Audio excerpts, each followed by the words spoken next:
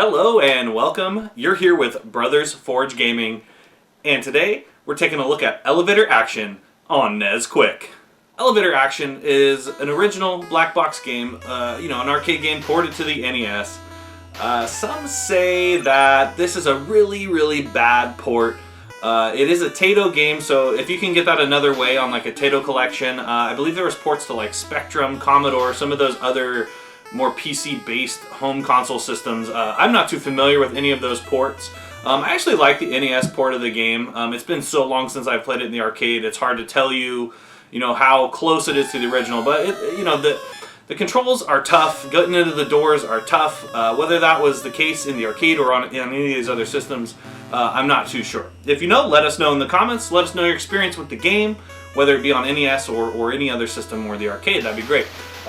But yeah, for what it is, for the port to the NES, such a basic game ported to the NES. Now, NES is home to so many great original arcade games that have been ported to the console.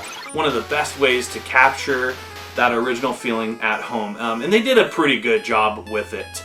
But, that being said, Elevator Action is a pretty darn basic game. You start at the top, you get to the bottom. You got to hit the red doors and try to not get killed on the way down. And if you're lucky enough to make it to the end of the level, you get to hop in the car and zip off, which was always one of my favorite things to do, if you could make it down there. So yeah, that being said, not a lot you could really say about this game besides you battle it out for high score. Check us out, Easy and myself. We're battling it out on Whiteboard Wednesday if you want to see who can bring home the gold on that one.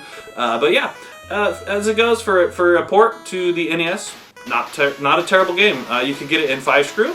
You can, I believe, also get it in 3-screw. I personally like to try to get all the 5-screw games I can. Now there are some that are going to be more expensive than others, but for the most part, you are starting to see a little bit of separation between the two.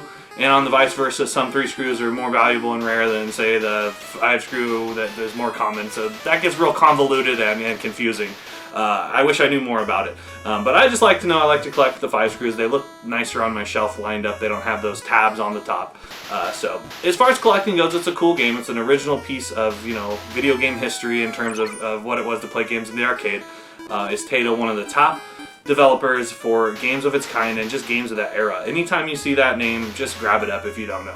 Fun game, and even more fun to battle it out with your friends for that leaderboard spot on the whiteboard. Like I said, come in, join us on Whiteboard Wednesday. Make sure to check out all the rest of our videos on our NESQuicK line if you like this kinds of thing. We're going to be hitting up every game in our collection, trying to get ultimately to that full, US release. If you guys like what you see, like, comment, subscribe. We appreciate you stopping by. Come on back, check us back. We're Brothers Forge Gaming, and we'll see you next time.